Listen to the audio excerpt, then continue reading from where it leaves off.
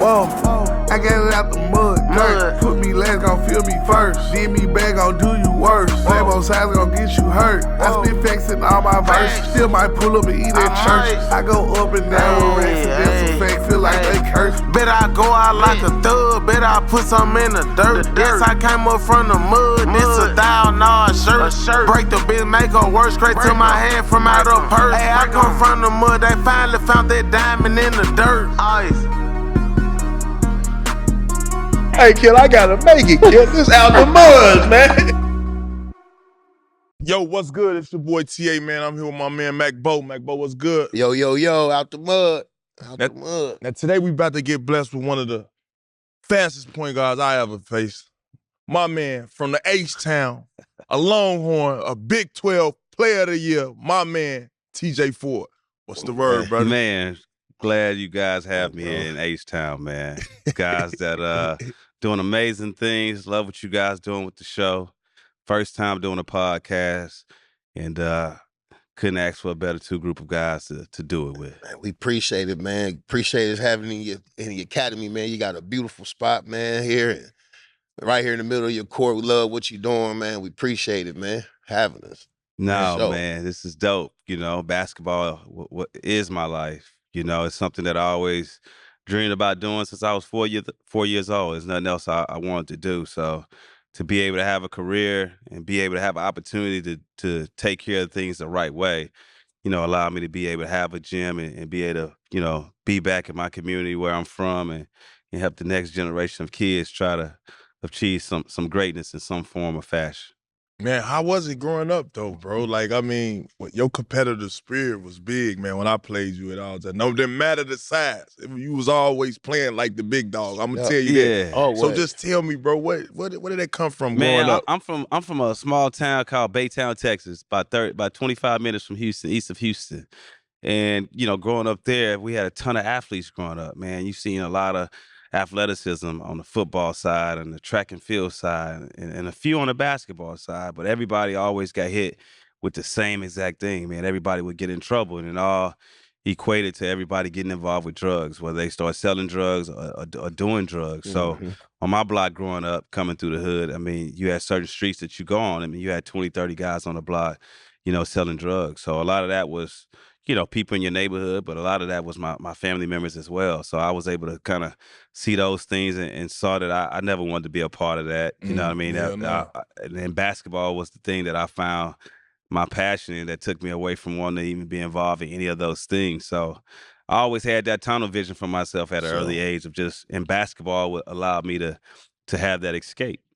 So how did you, like, coming from Texas, and this being a football state, how did you navigate that, then being your size, plus you fast and you quick and you strong? So how was it on the football field? Did you fuck with it? Yeah, I played football. You from Texas, you gonna play football, man. You know, growing up, you know, putting those pads on, being physical, you know, those are things you did. You had no choice but to play football. You know what I mean? And I think for me, I love football. I enjoyed it, but I knew that wasn't my favorite sport. I ain't like getting hit. You know what I mean? Getting hit hurt in football. Come on, you know what I mean? And I was always real thin, but for me, I loved it. I played all the way up until I got to high school, which I knew I wasn't gonna play once I got in the ninth grade. I knew I was just gonna focus strictly on basketball. I wasn't a great football player. I wasn't terrible either. I was just a solid player, but I wasn't never the best one on the team. Yeah. But for the most part, man, I mean, your toughness came from football. I mean, we played football touch and we played football tackle on the street. You know, if you're on the concrete, you get to the sidewalk and it's grass, it's tackled in. They turn around, boy, for sure. You know, and for me, you know, I grew up with my older brother, so most of my friends was always older. I had to always be around my brother and his friends. We had the neighborhood house that always had a basketball goal. So we was always like the neighborhood house growing up where everybody in the neighborhood came to and played because we had the basketball goal and we always had the latest video game. You know what I'm saying? So that's the recipe to have everybody in the neighborhood at the crib.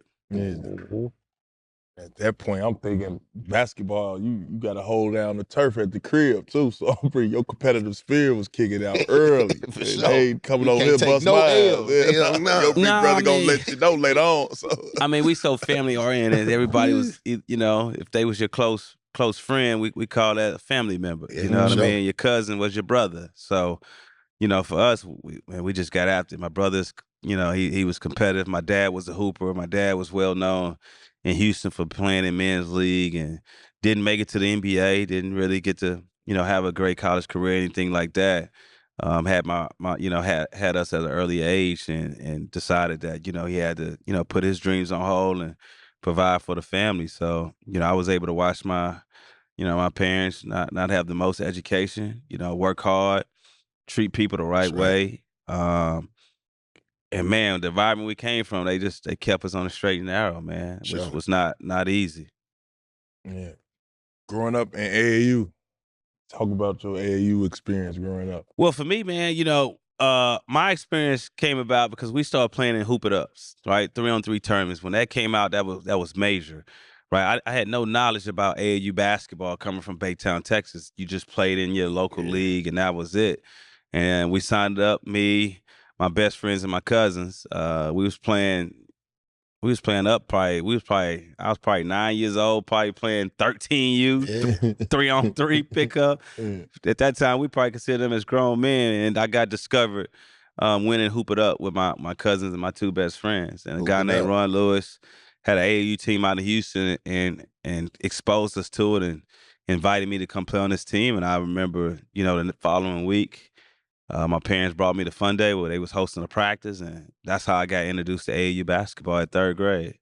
Mm. Yeah, y'all always had hoopers though. Always Down had here in hoopers. Tech, yeah. Man, shout out to my boy Carlos Hurt, my boy Yeah. Alden Ford. Yeah. Like Yeah. back in the day, Oh, you yeah, know he what I got mean? his Y'all had name. hoopers, you know what I mean? So when I got discovered in 3rd grade for AAU basketball, that's when me and Carlos Hurt became Boy. teammates. So we was the best two players since that Yeah. time. You know what I mean? We was 1 and 2 growing up. We was dominating Houston, you know, going around the country playing AAU basketball, AAU nationals. And it's really that's what exposed me to those talent and great talent around the world. Yeah. You know, so Alden Ford was the guy when we got to middle school. I mean, he was that size in middle school, Man. dunking the ball and playing, and people didn't understand that he wasn't like a post player at that time. Like he was really like a guard at that size. And we was all supposed to be on an AAU team together in high school, but once we got to high school, you know, it's when we really all figured out about, you know, Nike, Adidas. We had no knowledge about those platforms in middle school and on down, and that kind of separated all of us once we chose what shoe program we was gonna play for. Right. Mm-hmm. That was interesting. In high school, your senior year, can you talk to us about entering your senior year, knowing that I'm finna go to Mickey D's league somewhere around the corner? I didn't know I was McDonald's All-American. I mean, look, from the time I was in 9th grade, like you know, my AAU coach, John Urey, put me on the Adidas circuit, and I was one of the, I think it was 3 of them. I mean, it was 3 of us as freshmen that decided to go to ABCD camp as a freshman. And I decided that I wanted to go see what that was like. And I went as a no name. Nobody knew who I was. And John Urey put me on that platform and gave me that opportunity to go showcase my talent. And I left that thing as an unknown, and I left that camp ranked number 46. Yeah. So I went from, you know, ABCD camp, you had 4 quarters, right? Your first and your third group was the second group, honestly, right? And then that second and fourth quarter was like where the dogs at. That was all the best players was at. I end up, you know, a guy named end up switching me from the first team to the second team. So I was dominating that much at ABCD camp that now I was playing with Carlos Boozer, Mike Dunleavy. Those are the 2 guys that was, I mean, dude, the stance was Every top coach to in bottom, there. and 300-some coaches watching this hoop, and being able to watch Carlos Boozer, that I saw a different style player at that time. I saw a guy that was looking like a 3-man that could handle the ball, that was crossing over, shooting threes, shooting mid ranges. Right, he had the full package. So imagine being able to be on this guy's team as a freshman, and you playing in front of all these college coaches. Man, it was one of the best experiences that I had of watching the top players from all over the world play. And from there, man, I wanted Confidence that all shot the out the time. roof. Man, what did it? Confidence I mean, out the roof. For there, just going, I knew I could be one of the best. And from there, I think my mentality, my mindset of really believing just went to a whole nother level, man. Man, what was your high school? What you do in the state? I know you won some state titles. championship. Yeah, I you got mean, 2 titles on. State you get. championship, man. So we Back to back, huh? we got Yeah. back-to-back state Yeah. champions. We won as a junior. I won as a senior. We lost 1 game in those 2 years, and I think that's the Man. national record. Me and Daniel Ewing was D. Ewing. not only D. high Ewing, school you played with teammates, D. we was Yeah. Ewing? also Shout out to D. AAU Ewing, teammates, man. And Went to Duke? went to Duke. Yeah. Yeah. Oh, yeah. We was together every day. So when me and Lo split up, me and Yeah, Carlos, Los I went mean, to me Louisville. and Carlos split up. Then me and Daniel partnered up because we was at the same high school. We always lived in this area here. So most of my Word. AAU team was my high school team. So we had all this chemistry for just playing with each other every day and practicing.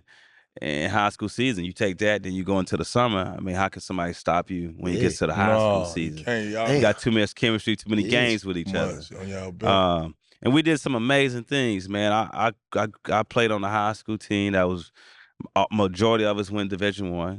Ivan McFarland was Yeah, my boy was an Ivan, older man. guy. Man, That's you shout playing out with a my boy. cowboy, That's man. his boy. Yeah. That's my Cowboy, boy, man, too, all man. this time, I ain't know that, man. Yeah, Ivan was a guy you let. Man, Hey, good you didn't guy. mind getting beat, TA. I Yeah. wasn't worried about getting beat reaching, baby, because he was Yeah. cleaning all that up My off boy the glass. Ivan, He was yeah. blocking all Already that know starting Say, fast boy. breaks. Going to Shout get out that Ivan shit. He's the only McFarland, guy that man. can block Man, it. good Go dude. Pokes. Hey, he's the only My guy boy that can Ivan, block what it off up? the backboard, take off running, and give it back to him. Yeah. He'll dunk it. Like, Yeah. you know what? One thing about Ivan, though, a lot of people used to always question us about, like, yo, is he old enough to be like, and he should be somewhere, man. Hold on, let's check his birth certificate. But man, Ivan McFarland, man, remind me a lot of you, man. Yeah. Soft-spoken, real man. You know what I mean?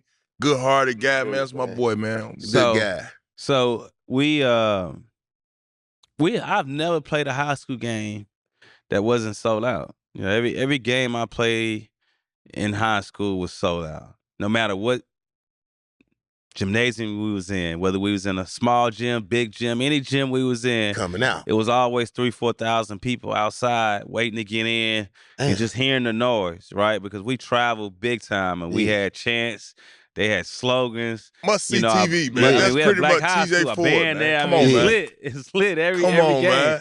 And, you know, at that time, I mean, they talking shit in the audience. Yeah. We talking mad shit to players at the same time. And it was all about us putting on the show. So, you know, it's a lot of guys I grew up Yeah. idolizing as a player. And that kind of helped me kind of shape my game. So I enjoy entertainment. Yeah, for sure.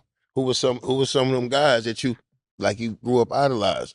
Man, I go in this order for me, you know, loving the game of basketball. I mean, for me, it started with Magic Johnson first. Sure. Being able to watch how Started it flashy all. he was, watching the Lake Show and Showtime. You know, that was able to put something in me to make people come to a game and want to get excited. That was something that drew a lot to me. And then obviously, when you look at Michael Jordan, you know, we had the slogans, you know, be like Mike, you know, fly like Mike. So everything you did, you want to imitate and idolize Michael Jordan. He had that fierce competitiveness. You know, when he was on those different stages, he made shots, he made plays. Sure. And then when you look at his, you know, charisma, what he provided for the game, everybody wanted to be like Mike. I wore my, you know, shorts like Mike, jerseys like Mike, the armbands, the tongue. So that was Mike the GOAT, person man. we wanted to be like because of Space Jams and, you know, all the documentaries that he opened up. Gave us a lot of insight for kids. I took that. And then, man, Isaiah Thomas for me is no better point guard that I was able to watch that was my size, that was that competitive, that went against giants. So when you ask me about my physicality, when you ask about that competitiveness, I mean, I was able to watch his documentary from a kid when he was in high school listening to that story about him going to, you know, the private school and what he went through. So I was a huge Isaiah Thomas fan watching him, you know, drop off the Lakers hurt, you know. So for me, playing injured in those matters, that came from Isaiah Thomas for me. That was one of my favorite players of all time. And, I mean, he took down some giants back in his time, and he did it from a intimidation standpoint. And I think when you look at that mentality, I definitely took that mentality of knowing, like, I'm not a fighter. I ain't trying to fight anybody. Sure. But you get me between the lines, I know I got guys behind Come me. on, man. I'm ready to go, Man, TA. You come know on. what I mean? Every game. And when you look at always. what he was able to do with his teams, man, you know, I took a lot of, you know, of that from him and added that to myself in my game. You already know, me and Bo locked in for the NBA season. And make sure y'all go support DraftKings, the official partner of Out the Mud. Man, if y'all are into making picks that are about your heart and knowledge, make sure you go support us by supporting our partners in DraftKings. Pick 6 is the easiest way for big wins, and every play gives us a shot at real money. Let me give y'all the game. It's as simple as a mug. You pick either more or less or 2 or more picks. The better picks, the bigger the payout. No gimmicks, no hee-hee, ha-has, just real picks and a real shot at real money. Best part is that Pick 6 is available in Texas and California. So go to DraftKings. Pick 6 right now. Use promo code GNG. You already know what to do. Using the code helps us to continue to bring y'all the best guests, the best interviews, new customers who play with $5 or more on your first pick set. Get you $50 in Pick 6 credits. Don't just watch basketball, cash in. Download the DraftKings Pick 6 app now and use code GNG. That's code GNG. Play just $5. Get $50 in Pick 6 credits. Make the call. Ride the upside. In partnership with DraftKings Pick 6, the crown is yours.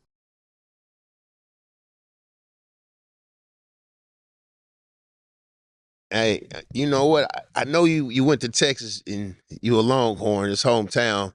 What other college did you like decide to go to? Like what college was close? Like I don't know, for me, I went to Michigan State, but I almost went to my University of Miami with Coach Leonard Hamilton. So like for you, what was it? Man, like, it was always crazy. Just Texas. Man, it was crazy for me because our draft class, our high school class was so incredible, filled with talent and filled with point guards. So I was always ranked in the top 20, top 15 since the time I was a freshman getting ranked. But at that time, I was not most people's favorite point guard.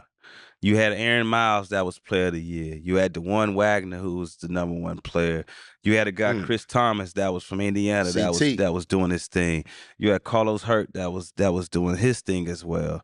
You had Jonathan Hargett as well. You had Mo Williams out of Mississippi. We was all ranked in the top of our class. Dogs so most class. of the coaches, I was either their second or third option for the big school. So if it came to Arizona, when it came down to the Dukes, the Kentuckys, all the blue bloods, I wasn't their first choice, right? And when you go through this recruitment and you get recruited by everybody, it looks like everybody's recruiting. But when it really gets down to it, you only got 3 or 4 schools. So I took a visit to U of H.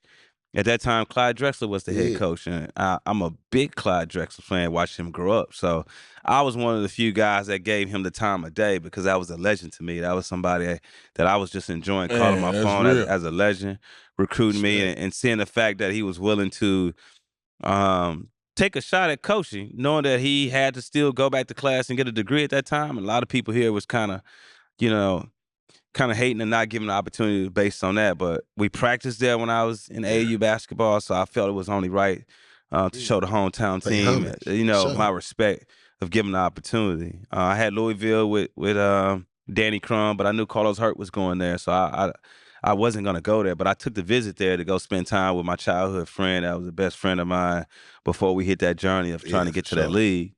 And then I went to Cincinnati, man. I went to Cincinnati, and that was the place that I really, really was enjoying, that I really wanted to go to, because they was the only school that had the Jordan deal at that time. Ooh, you know what I mean? So you want that Jordan gear. You look at Kenyon Martin. You know, they was hot. Kenyon Martin, Dunk, you watching all that, playing tough. I'm like, man, I can get all the Jordans. Yeah. And yeah, for sure. I took a visit there, man, and my visit, I was a big Kenny Satterfield fan, man, and he was there because I knew New York City. So that was one of the guys, ABC, that I got to watch, and I got to really get to know him, man. And I was a big fan of him.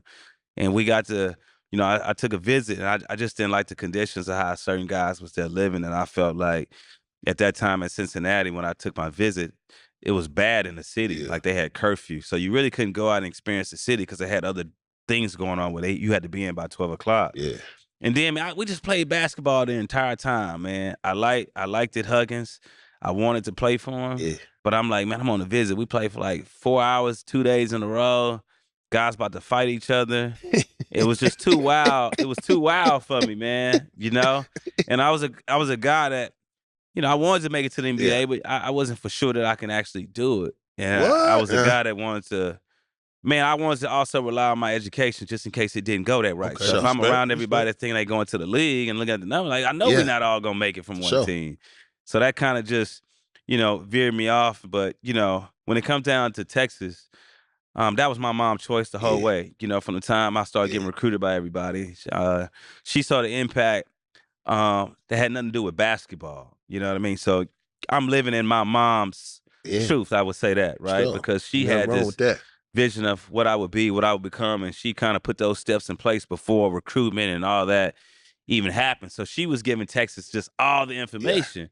And everywhere I was at, Rob Lanier, who was the coach at that time, he was assistant coach. He's the head coach at Rice now. Man, me and him was so close. He was everywhere, man. He didn't give me a break. And that became like a big brother, big uncle to me.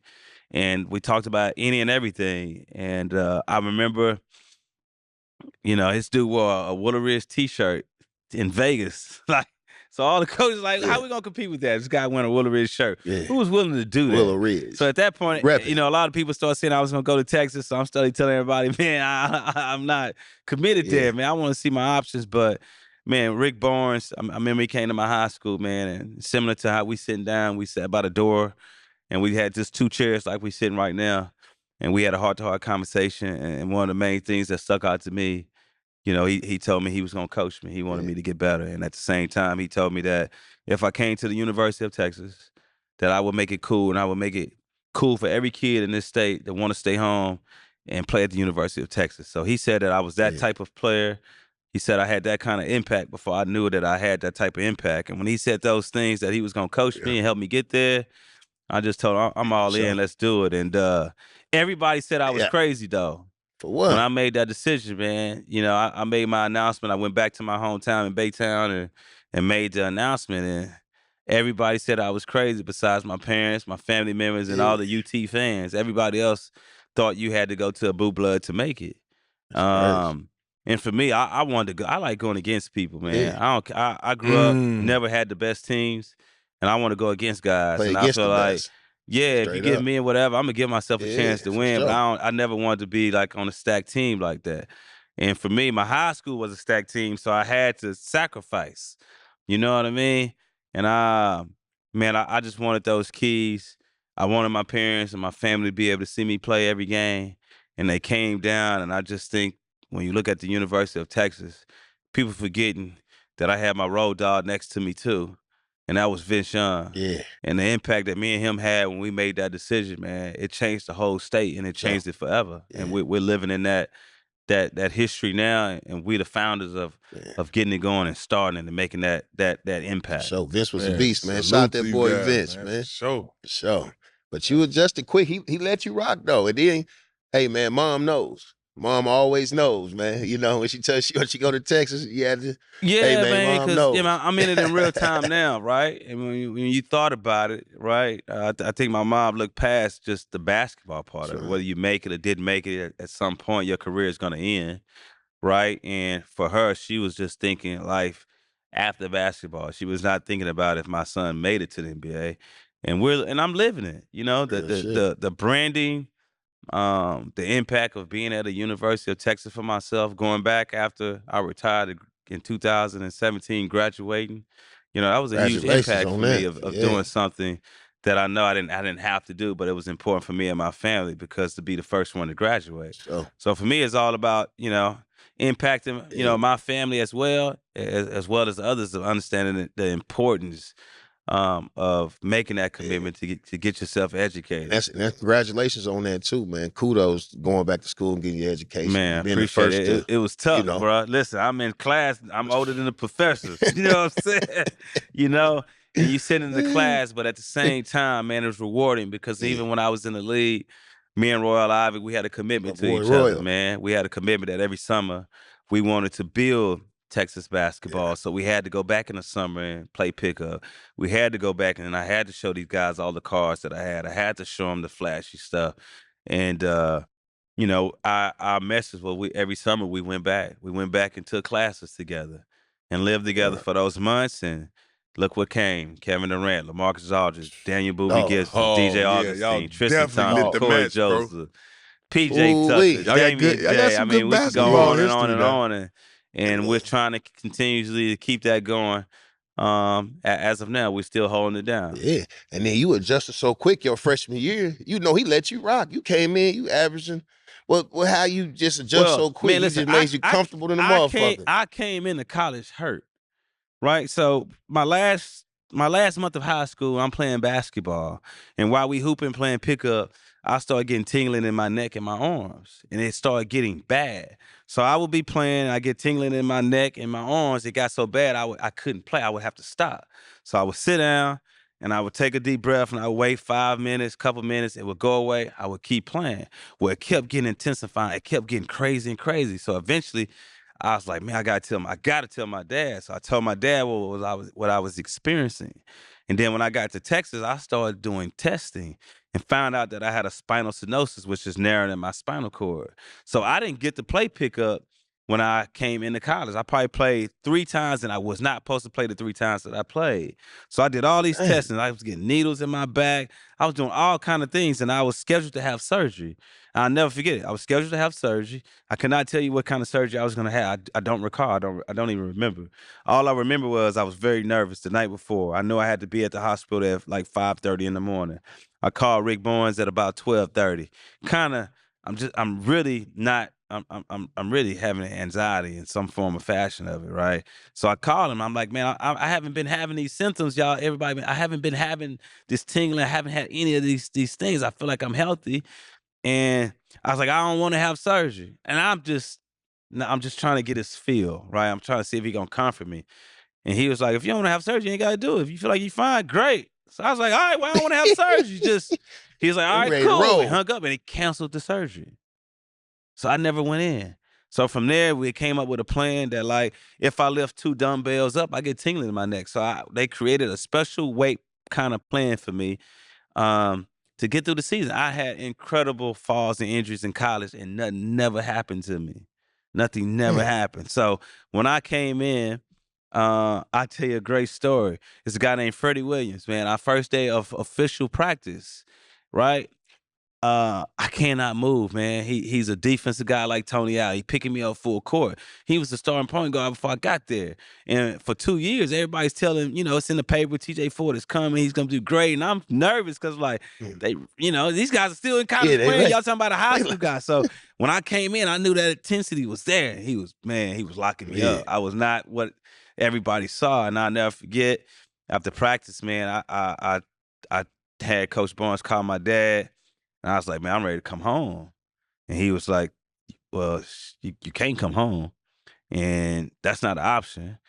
Coach Barnes, he's your dad. So whatever he's telling you, got to do it. But I'm like, it's too physical. I can't move. So my dad was like, what is he doing to you?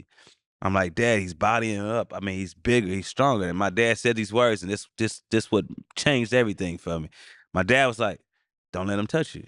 So from there, my speed went to a whole nother level by those words of don't let nobody touch you. Huh? So from that day, I never let anybody use their physicality on me. I used my speed, I used my quickness. So I never let anybody use their size on me. And from that day forward, I never was the same after that. They couldn't fuck with me after that. I definitely took over and found my identity in college basketball right then in that moment in practice. And I think that's what shaped me of being that type of player, that moment of my unsureness. And I had to, go back to the founder, my dad. And my dad, he know his son. He taught me well. You know what I mean? I'm a product of his teaching. So you say, dude, biting the shit out you. As soon as you pick up full court, strong in the motherfucker. Yeah, I couldn't move. I couldn't run the plays, couldn't run the sets.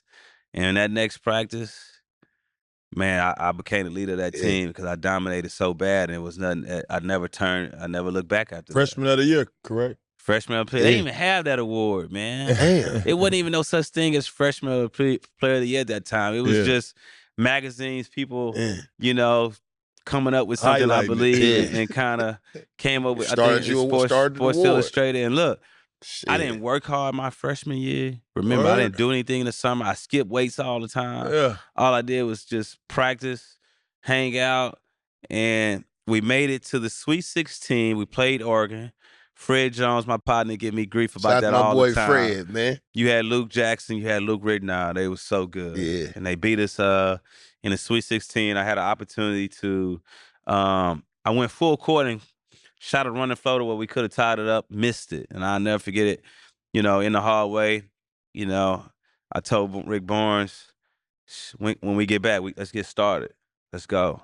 And I just knew, I knew I wasn't gonna do 4 years of college. Yeah. I knew that coming into college, but I wanted the opportunity to be able to leave if I wanted to. And I felt like being the best freshman in college basketball, I led the country in assists, and it still I sticks. saw that. I saw 8.27. I was going to First ask you that. freshman in the country to ever lead the nation in assists, and it still sticks to today. Man, I was ready to go. I was ready to go back to work because I had to change my shot. I didn't shoot the way when I got to the league. I didn't shoot like that my freshman year. I shot like this. So Coach Barnes got a bunch of gadgets about my thumb used to get in my shot, so I had a crazy spin. He bought all these different things. He used to take my hand, and we did this for 6 months to a whole year of just form shooting, and changed my shot. And from there, I hit the weight room real hard, man, and I created even more magic, man, of just really committing because I felt as a freshman, I'm like, man, I did this and I was just Man, sophomore gonna be crazy. Man, I ain't work hard, I ain't do nothing hard, I ain't practice hard, I ain't lift hard, I was just hooping. So league wasn't even in your mind after your freshman I knew year. I wasn't gonna be one and done, right? I could have went to the league and been a late first round pick, but that wasn't never my goal. My goal was to be the best in the world and try to be the best point guard of all time. So that wasn't even an option. The option for me, if I wasn't top 5, I wasn't trying to leave to the league. And he put in work that sophomore year. Now his sophomore year was what, my junior year? Because I think I had just probably transferred so. from my junior year. Yeah. Because you came out 03, right? Yeah. Yeah, that was my junior year. So I tell you when you came to Oklahoma State, you gave us about a 32 piece, no mild sauce. I mean that 32. But it wasn't probably on Victor Williams. It wasn't on me. Yo, they was physical though. Listen, they was he had physical. a fight with our fans. Yeah, so talk about the story. They was. I mean that was a. I mean, he played for a legendary coach in Eddie Sutton, right? Yeah. That's a legendary guy. Them guys Shout was out to prepared. He had guys that was real physical. So just imagine playing, man, and guys picking you up, they trying to use their size and. Most people ain't putting the point guard on me the whole game. They putting the small forward, the shooting guard, so I'm running through everybody. And, they get to talking trash. And, we're all obvious similar to TA. Them gonna get to yapping a little bit, you know what I'm saying? So the game is kind of worn and it's a loose ball. You know how they got they got the people on the baseline with the cameras and all that. So as I'm trying to save a loose ball, they kind of got like a little tunnel to the side. So as I hop over, right, trying to save the basketball, let's just say it's a woman in the way. So as I land, I bumped her. So she fell down, and whoever the guy she was with, her husband at that time, he grabbed my neck. So we end up. Imagine we already talked about the spinal nut. So he put his neck. It's all on YouTube, and we slam him. Me and Roy kind of slammed the guy. And Roy them started punching him, and then James Thomas comes out of nowhere do a flying punch. So in the USA Today, they had the photo of James Thomas, big crowd. James Thomas in the air just like this. So we on the bus thinking we about to get in trouble, bro. We think we about to get in trouble because as soon as we go on the bus, they like, yo, all y'all got to get down. We don't know what's happening. Get down. So we like, man, we about to get suspended. We think Coach Barnes about to get on the bus and go crazy. Did they surround the bus, the fans? They did, but Coach wasn't tripping, man. I mean, we didn't have no problems getting out of there. Yeah, no problems. But we was worried about, who was going to get suspended. None of us did. But when we actually got to the bottom line of actually, what caused that man's reaction. At that time, his wife was pregnant, obviously, So that's the first thing he was thinking about. So we ended up becoming really cool. We ended up apologizing to him. We ended up having to talk to him when we came back. We was able to kind of, make amends and take some pictures because it was totally accidental. Right. Your ambition just met its match with Robinhood. You play for the win, not just on game day. Every day, locking in on every opening, beating your PR, beating it again. Channel that drive into your money. Robinhood puts you in control of your money. Trade stocks and ETFs, options, futures, and crypto all on one platform. You can now build and execute your own trades from desktops with Robinhood Legends advanced tools. Or take advantage of the new Robinhood strategies with a tailored portfolio managed by a team of experts. You expect more from yourself. Expect more from your money. Get started today at Robinhood.com/yourmoney. Again, that's Robinhood.com/yourmoney. Your money, your move. Robinhood, official jersey patch partner of the Memphis Grizz. All investments involve risk, including loss of principal, options, futures, and crypto trading carrying significant risk and may not suit all investors. Securities offered through Robinhood Financial LLC. Member SIPC.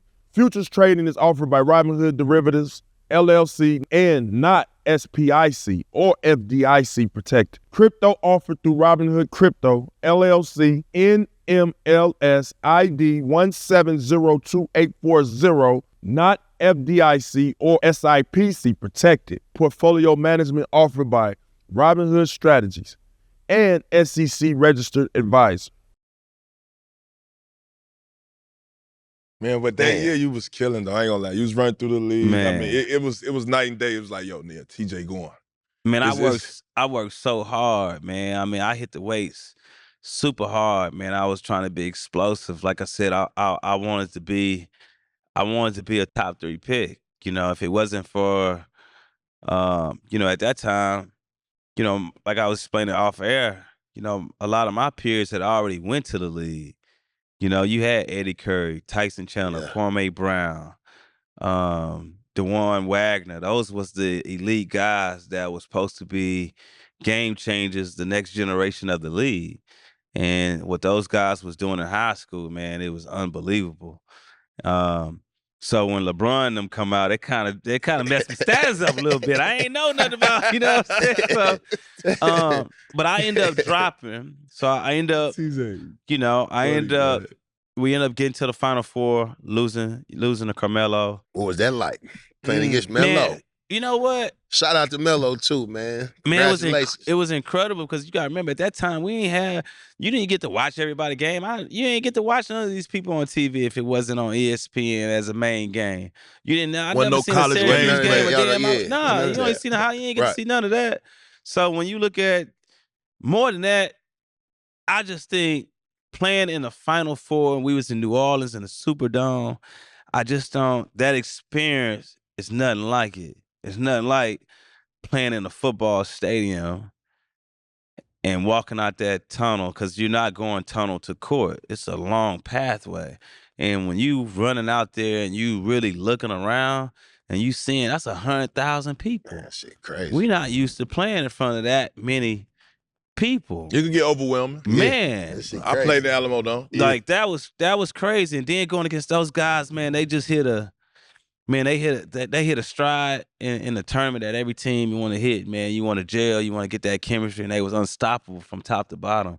And when you look at that, I mean, we ain't have nobody playing us no zone, right? And when you look at that zone they had like that zone, 7-2, 7-5, 7-3. Where am I passing the ball to? We played them right before that. Yeah, y'all messed it up. Y'all was up 20-something points, and y'all ended up losing the league. Don't remind me. I wanted to play that again. They was up a dub. Yeah, they was up a dub. Y'all smoked that motherfucker. I'm over here like, I get to play Oklahoma State back. I get to smash. We about to smash. We about to smash through Oklahoma State. Crazy as that sound, Melo didn't kill us like that though. It was a little point guard named McNamara. He killed me too. Oh, he went nutty. He ain't missed on me either. He went nutty. Like 4 threes in a row, bro. Stretched the league, man. It wasn't no coming back. And they coming back zone. So it ain't like you could come back and go at them, beat the press or nothing. Them boys sprinting like a motherfucker to that 2-3. I'm talking about hands high. Now you can do about it. You got 6'10". Look, Melo 6'9" on the wing. Come on this way. But being on the court, you know, with Melo, I mean, he was the best version of himself. Yeah. You know what I mean? I think he put himself on a national map down south for us, right? Because we not East Coast guys. We don't know what's going on up there. But to be on that platform, to be able to do what he did against us, I mean, everybody down south in my neighborhoods where we from became a Carmelo Anthony fan. Sure. You know what I mean? And the things that he was able to do to represent himself coming from where he's coming from, man, I've been blessed to even be able, you know, to have a good relationship with him and knowing him. And man, he's been great. Actually see him going to the Hall of Fame, you know, from that draft class. Congratulations. Man, it's one of a kind. So well deserved. For sure. He definitely put on that year, but I ain't gonna front, man. When that specific year, did Rick Barnes want to keep you another year? Man, I Or think was he encouraging, like, go on, nah, get man, that look, bread? I think every coach want you. I think every coach want to be able to get a guy to the league to reach their goal and reach their dream. Yeah. You have to be a fool if you're going through the protocol and the coach is not going to sit there and give you his opinion if you was to come back, what would happen or what he could do. Did he try to convince me to stay? No, but I think he talked to all of us like, hey, man, you know, if you came back one more year, I mean, who wouldn't want to do that? But the end all be all, I mean, he knew what our ultimate goal was. Yeah. From the time as a high school, his job was to help me get to the NBA and be able to Next take care of level. my family. You What know was what I that mean? And I process just like? think having that person, you know, being able to take like I said, a vision from my mom and being able to take it to that next level, man, I'm grateful. We sitting in the gym now from Hell that yeah. decision and that Straight up. conversation. Beautiful You know what gym. I mean? And I've been retired. You know, I retired in 2012, and man, you know, being around my peers, being around you guys, people forget that I've been retired that long. Yeah. People don't even realize that I've been out of the game that long from playing basketball. So, man, I'm grateful, man. And you know, the career that I had basketball wise in the league, man, I think my impact is up there with For sure. just as many of the other guys on the conditions that I had to face. But I just wanted respect from my peers. That's all I really cared about at the end of the day, that you didn't think that sure. you could just dog me when I stepped on the court. So for me, it was all about making sure the guys that I'm on the court with respect that I'm one of the best, and I ain't no walkover. For sure. Man, we here to give you your flowers, bro, because every time I know, for me personally, I went against you, man. You was a dog, played like you 7 foot, had the heart, had the leadership, ran the team, and man, you was one of the best to do it, bro. So we here to give your flowers for sure. Man, Definitely out the mud for sure. yeah, man, I appreciate it because I tell people, you know, I want to do a little bit more talking about it because I don't think people understand, um, you know, what it feels like to be the little man, right? And everybody always asks me, man, you know, who was the hardest to guard? I'm like, that's Yeah. kind of a loaded question because shit, everybody was bigger than me. Yeah. You know what I mean? And everybody had advantages and tried to use those advantages every night. But at the same time, most guys in my position did not guard me. They put the 2-3 on Man, you, are you kidding me? So that was the thing for me, you know, getting to the league. I got my idols and people that I grew up watching. It's nothing like watching them have to guard you. You know what I mean? Whether they was my position or not my position. You know, having a tip ball and Kobe Bryant is bent over on his knees at the 3-point line, wait for me to cross half court. How you prepare for that? Like, oh, I'm that Oh, dude. You know yeah. what I'm saying? Like, Got the I'm bean that waiting guy for that you. they think he could guard me. Like, nah, he can't guard me either, Yeah. though. For sure. You know? What was that process like? Like the draft process? The draft process for me was, man, it was stressful. All right. My draft process was stressful because, you know, after the season, I like to hoop. So at Texas, you know, our football team was great and I love football. So I'm connected to those guys. Me, Vince, and all the football guys, we would go to the rec center at Gregory Gym in the heart of UT campus, and that's when we would play pickup. And you imagine playing pickup with football guys, right? They set some good screens. Well, you know, we got a lot of people, you know, in the rec centers watching us hoop because this is what we do. And I just remember being on a fast break and somebody tries to cut me off and steal a ball, and I spin. And soon as I spin, the top of my head runs into Royal Ivy's thigh. And that's the first time I experienced being paralyzed. Damn. So I'm thinking I'm curled up like this, right? I think I'm curled up, but I'm laying flat on the ground. And these guys talking about, get up, get up, get up. And that's the first time, like, I can't move. And like, you know how you hit your funny bone? Yeah. Imagine that all the way Yeah. through your body, but you don't feel your body at all. And so, man, that was the first time I experienced being paralyzed. And they had to call, you know, the ambulance. They came pick me up, get on the board, and went to the hospital and did a bunch of testing. Damn. And I had to, I mean, you had everybody trying to at that hospital. And I remember they put me on the alias. I remember checking out of that, after I did the MRIs that night, probably about midnight. Rick Barnes had to come to a back way. They wheelchaired me into his Escalade, and he took me to his house in Westlake, and I stayed there for like 5 weeks. So for 5 weeks, he had to rehabilitate me. He had to take care of me. When I say take care of me, meaning like he had to feed me, he had to wash me, right? Because I couldn't, your nerves are so bad when my symptoms come back of feeling. So I was there going through that pain for 4 weeks. Now, I also did a press conference like 2 or 3 days before that incident happened of declaring to go into the NBA. So I'm sitting there like, man, what's going to happen now? Because I already declared. And at that time, when you declared, it's over. You couldn't go back to college. So I ain't know what was next. So a lot of teams was worried. I did a bunch of testing when you get to the pre-draft. Bro, you just said you was about to get paralyzed. You think they what they I know, but when you're going through it, you got all these guys in there where if you had your knee, everybody in there talking, you don't know what's going on, you're gonna get red flag, but I know I'm red flag, but you still don't know what people saying. Mentally, I ain't even worried about it. I still want to hoop. I don't know what it is. I want to hoop. I could just what I mean? I I had Oren telling them, so as my agent, so I really wasn't. They told me I was gonna be fine. So when I went through that process, test came back, everything was kind of cool. I knew I had a red flag, but I also knew that a lot of teams was gonna pass on me, right? Right. That's what if I didn't have that injury, I probably would have ended up maybe in Chicago, right? So I was supposed to go 4th to Toronto. It was Toronto as an option. It was between me and Chris Bosh, right? Straight out the gate. So wait a minute, Chicago pick was D Wade. Yes, but Jason Williams had the motorcycle accident, so I knew I wasn't going to Chicago because Chicago took Kirk Henry at 7. Okay. Right. But he had the incident with the motorcycle. So I knew I wasn't going to Chicago because of my health. I knew they wasn't drafting. Now, Milwaukee had told me they was guaranteeing me that I wouldn't go past 8. So I knew I was getting drafted. But originally, I was trying to get to that 4th pick to Toronto. But it was between me and Bosh. But that incident kind of just pushed me back in the draft.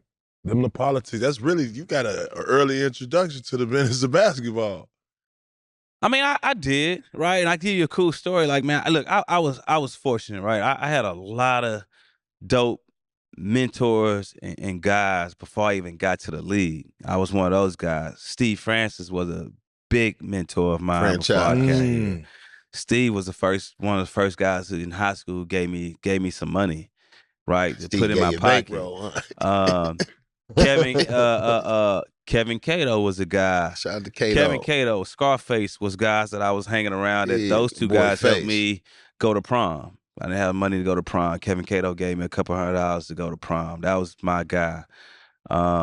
Q Rich was my guy in college. So imagine that sophomore year, I'm talking to these guys that's watching my games. And we talking now in college. That was cool.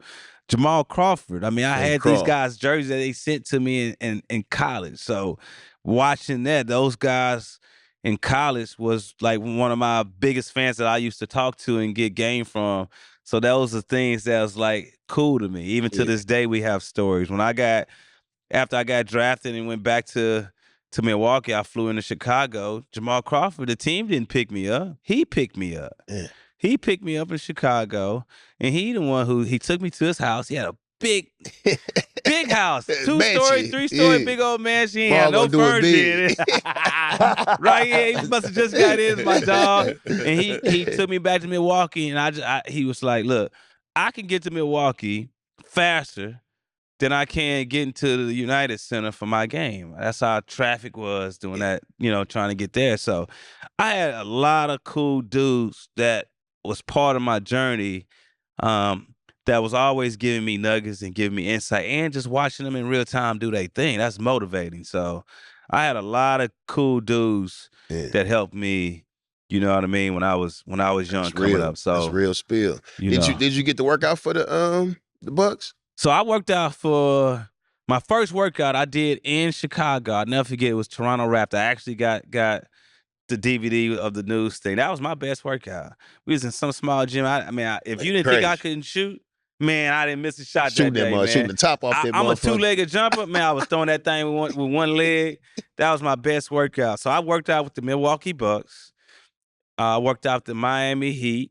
That was the hardest workout because I had to do that by myself. Yeah. And I was terrible. I was so terrible in that workout. Chicago was the fastest workout. I remember Chicago, they gave you like this questionnaire, like 250 questions you had to fill out, right? I remember doing like the weight testing for like 2 hours. And I remember Pete Myers, we on the basketball court. Pete Myers. Man, we did some full court drills, dunked the ball a few times. It lasted 15 minutes. They told me I was done. I was like, man. Then I worked out for the Knicks against Reese Gaines, and then Miami brought me back with Reese Kurt Gaines Howard. for Louisville. My boy Reese. Shout out to my boy Reese. Knicks had the 9th pick. They took Mike Sweetney. If I didn't get to Milwaukee, I was done to get to that 9th pick. Yeah. Big Mike. Yeah. But most of my workouts is by myself. I only worked out with Kurt Howard that one time because Miami Boy, he brought Kurt. me back and wanted to see me. What went on go in that against workout? I was terrible. I was terrible. I couldn't do anything. Imagine not playing one-on-one and pick up for 3-4 months because all my workouts, I didn't work out against nobody. Right? I didn't go against anybody. I didn't have no competition. It's either by myself or I wasn't coming.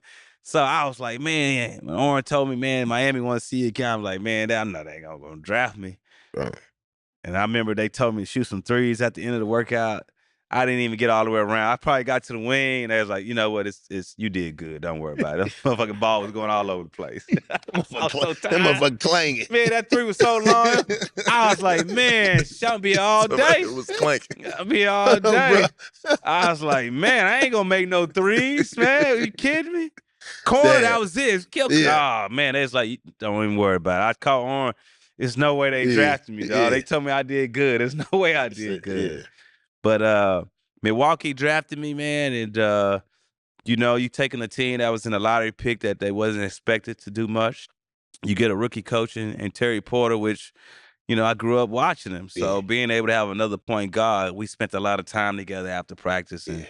But my rookie year, I ain't really get the keys like everybody else got the keys. I only played like half the game. Like I ain't really get to come in and do what I did best. Give you the what I reins. mean? And I still did it before I got hurt. I was top 10 in assists, only averaging probably 26 minutes a game. And I was top 10 in assists. Michael Redd becoming an all-star, being able to play Shout with out to Mike. Red. Shout out And- Red. Milwaukee Bucks was great times. Yeah. We had some really good vets that showed me the way. Yeah. what I mean? got to ask you about that draft process because for me, and I know for him, when I got drafted, all the emotions came back.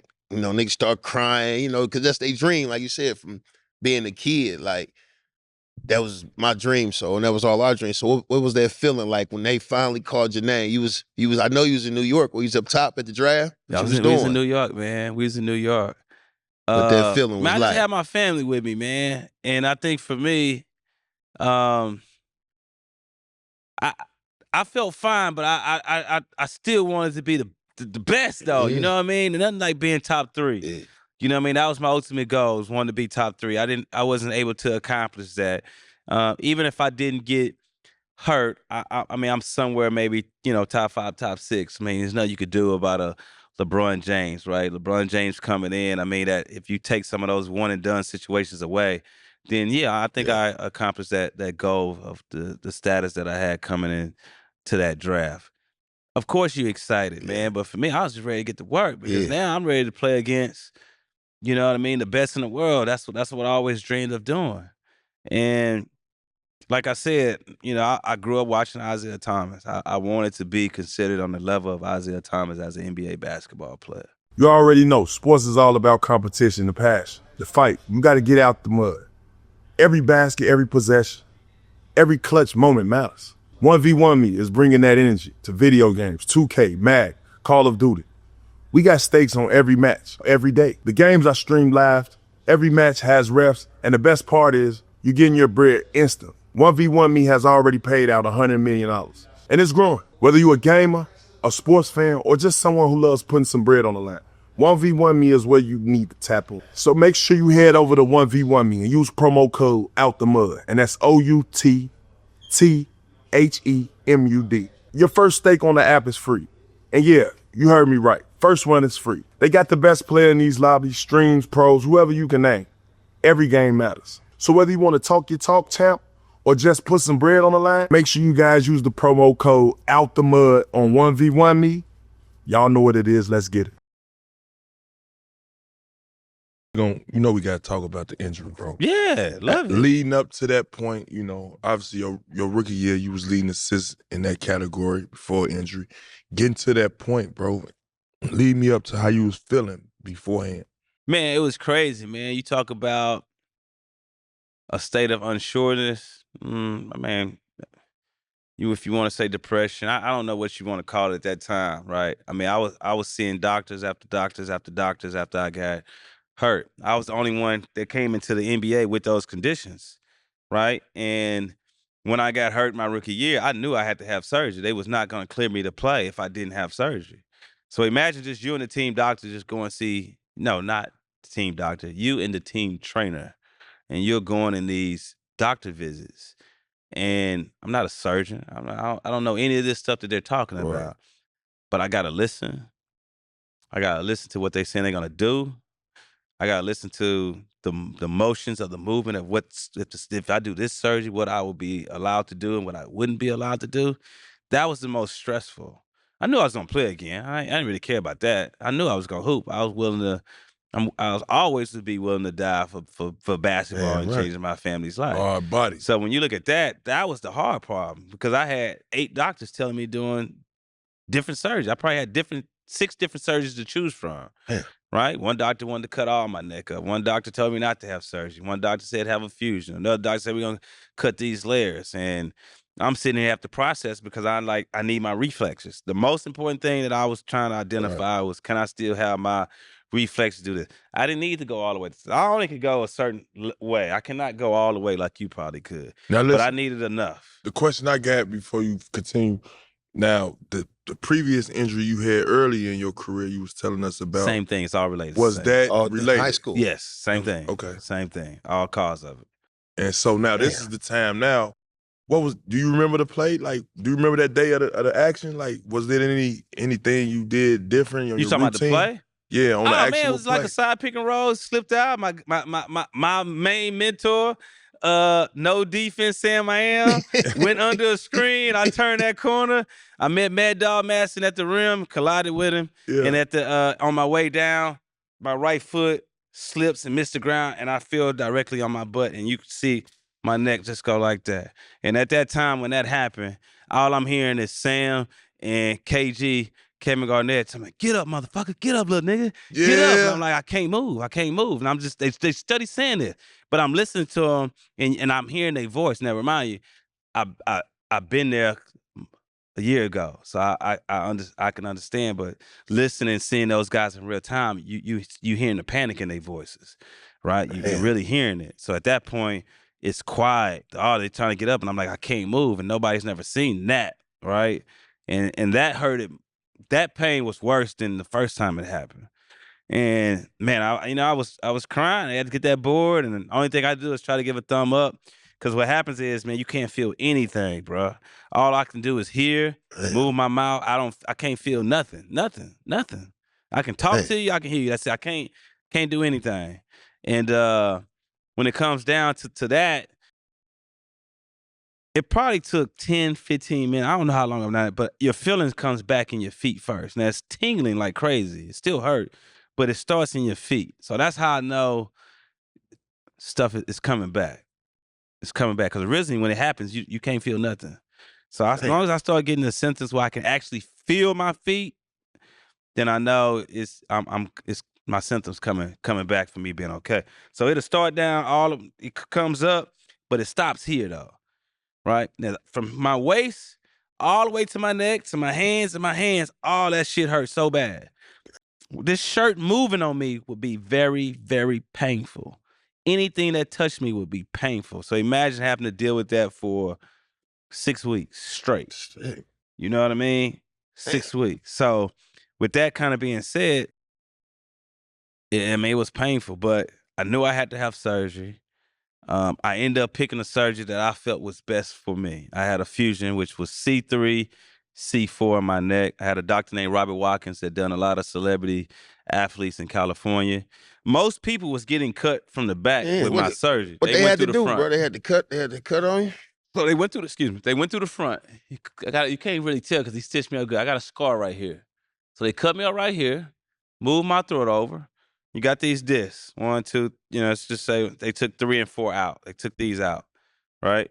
They shaved a piece of my bone. I got a scar right here. This hurt the most because they shaved a piece of my bone from my hip. Instead of putting an artificial bone in there, they took a piece of bone from my hips because they said it would heal faster, right? So I got a metal plate, a screw. Like if you see my MRI, it's a screw. It's a screw with that bone. They fused that together. That's in my neck to today. That's what I play with. Right. And we had this one doctor. They said this one doctor in Philly, he was crazy. He's probably gonna tell you not to have surgery. So I met with this guy, and he's like, you're gonna be fine. You don't have to have surgery. But it's gonna keep happening to you. Is what he told me. But everybody said he was crazy. I had surgery, but it never prevented it though.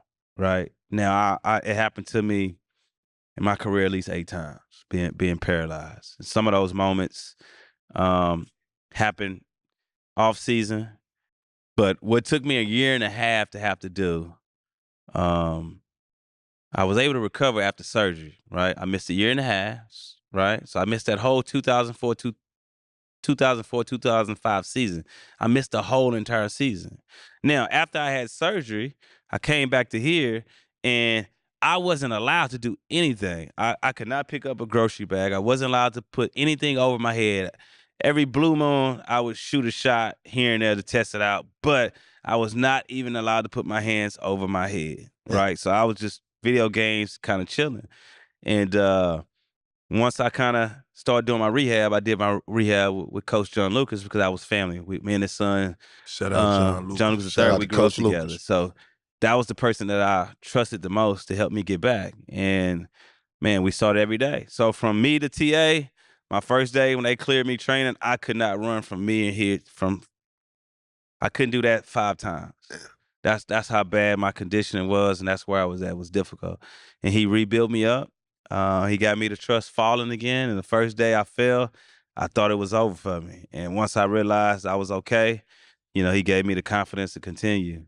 Had a lot of success, got traded to Toronto, and then, man, I felt like I was on the verge of being close to being an all-star. I think I was averaging close to 16 and 8 with just 28 minutes because I was sharing time with Jose Calderon. And then in Atlanta, man, Al Horford tried to block my shot on the break and, kind of caught my head and pulled it back and collapsed midair and was paralyzed right then and there. That was the worst experience I ever had right there because at that moment, I wanted to retire, laying on that floor. So basically, the same thing happened from when you was a kid to Royal Ivy. Yeah, Just kept happening. but it all helped different ways, right? First time, top of my head running to his thigh, right? The second time I got paralyzed, I jumped in the air, my foot missed the ground, I landed on my butt. This time, dude tried to block my shot, but he grabbed my neck back, right? So it was never the same. So at that time, I wanted to retire, but I was on the first year of my contract, right? I had signed up 4 for 33. And I was on my first year on that deal. And in my contract, I would have had to, if I got hurt the same exact way, I had to give back 57% of my money. Shit. Right? So, and I'm on the first year. This happened in December. So I'm like, I want to retire. And Luke's called me, hey, man, we ain't done. Look, we ain't done. You're going to be all right. And I called one of my real, close, mentor business guys, and he was like, look, I'm 50-something years old, and, my knees hurt, and I didn't play a lick of basketball. So he's like, you'll be all right. And when you take that, if those guys kind of give me that reinforcement, and you give me the fact that I'm not financially set the way I need to be for the rest of my life, what it took me a year and a half to do, me and Luke had to do that in 2 months because they was really talking about, taking action on my contract. So I came back to Houston. Me and him trained for 2 months. We met the team back in Miami. and I was just supposed to practice with them. That was it. They ain't seen me. I've been here with me and Luke. We get to Miami and practice, and I dominated practice like I never left. Nothing was missing. And Brian Colangelo was like, "You playing tomorrow?" Like, what do you mean? I thought it was supposed to be 2 weeks away. And Luke's like, "You feel good?" I'm like, "I guess so." He's like, "Well, suit up and play." And that's how I came back and returned. And then I just struggled after that, though, because I went from being a starter splitting time to I struggled when they put me as a backup, but I wasn't able to play the same amount of minutes. You know what I mean? They really played me like a backup. So I went from sharing my time to actually playing 15 minutes. So I'm like, I just didn't understand it. And then, I got traded from there and got to Indiana. Yeah. But just to give you your credit, though, just to go through all this and for you to still have that same mindset, it's like, man, I ain't giving up on this shit. I'm going to bounce back. Tunnel That's vision. a lot of heart, too. I a lot of mean, courage, too. Yeah, kudos but to you. Shit. yeah, courage. You got to be crazy, man. Yeah. I tell people all the time, I was insane. I was insane for the game of basketball. To be paralyzed that many times and not knowing. I mean, look, man, that's the worst feeling anybody want to have, not being able to move, right? And it ain't about being able to move. It's about the fact, like, somebody has to take care of me the rest of my life. So when you look at my wife, you look at my son, who was able to see that, like, they really had to take care of me. You know what I mean? Like, they really had to bathe me. Like, and I still have symptoms today. I don't, I still go through phases every day. You know what I mean? Every day is sometimes where if I sit in a certain position so long, my body will shut down and it will go numb. It's times I'm gonna have to fall on the ground and just sit there for 10, 15 minutes and just let my body relax and let it come back to me. I'm gonna have to deal with that like every 2 or 3 days. But you can run and get on the bike and do everything. all this. I mean, I ain't gonna stop that. Yeah. You know what I mean? Because it's just the mindset. But I mean, like, you can see me moving around, you can see me doing things, and you can remember the injuries in real time. But the effect, you look at me as just being regular, you don't sense that I have any issues. Right. You know what I'm saying? And I do. It's just second nature to me, and I probably make it look second nature to do. You probably don't realize I ain't turning my neck like that. I'm really gonna turn my whole body around. So it's certain things I've made normal that I know it's not normal. You know what I mean? That I have to still, deal with. But being here in my gym, dealing with kids, dealing with my youth program, man, it's been a blessing for me of dealing with the fact that I had to retire early, dealing with the fact that I'm not in control like I want to be. I can control my destiny the way I did as a basketball player. But I also wanted to be this huge example of showing people, what you're supposed to do with your money and how you're supposed to protect your money and how you supposed to take care of your family. I think that's the biggest things that I want to help more guys with. I was working with the Players Association as a career development counselor for 6 years. I enjoyed doing that when I had the time and the space to give back and give guys the wisdom and knowledge because nobody really gets that. Nobody really asks us how we did it. Right. You know what I mean? And what we're going through and how you orchestrate and how you plan certain things. And I know it's multiple different ways we all got to the end goal. But, sometimes I think the message be more about, how many guys went broke. But it's like, why the guys who got it together, why we not in the forefront telling them, how to go about it the right way. Right. And I wish more of us can display that and they put us on the right, platform or in the room with these new generation of athletes to show them how you take care of your family. Yeah. We all gonna do certain things to look out for people, but it's still a mechanism and the right way to go about it. And the right ones that's been successful did it. We don't get asked those questions how you do it. You know what I mean? And how you handle those situations because we all gonna have fallouts with our friends. We all gonna have fallouts with our, with our family members. But at the end of the day, I think when it's all said and done, man, the ones who are able to keep their family around and together, I feel like we have more success than those guys who are struggling, not having that family around, not having those conversations of their upbringing, which we all want to go back to at times.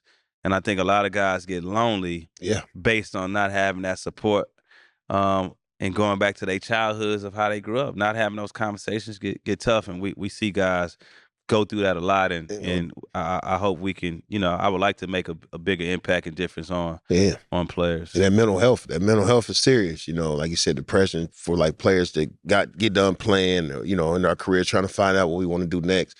But I think for you, man, got to give you kudos because, man, you got your TJ Ford Academy, you got the building, you got it in the neighborhood you grew up in, your facility, a beautiful facility, you giving back to the kids.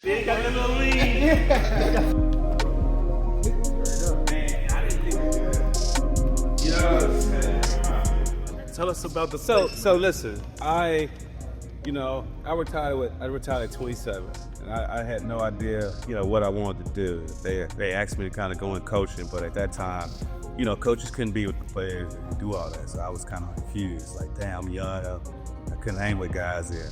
I had an AAU program with my pops. He didn't really want to run it, so I kind of revamped things when I retired and used kids to kind of help me get through my little transition, right? And man, I just fell in love with it. I took some kids that was on a Nike team that wasn't gonna be able to move up to their main UIBO team. So I took this one kid named Jeff Robertson and formed a team around him. He ended up getting a scholarship went to Vanderbilt and graduated. And that's how I got into AAU basketball. So we was doing partnerships with high schools, renting out different gyms, but I always had to get out, would have an issue some way, somehow. So during the pandemic, we started training at my house. I got a tennis court with a goal on it, so couldn't move around. I started there, and then we started looking for places to purchase.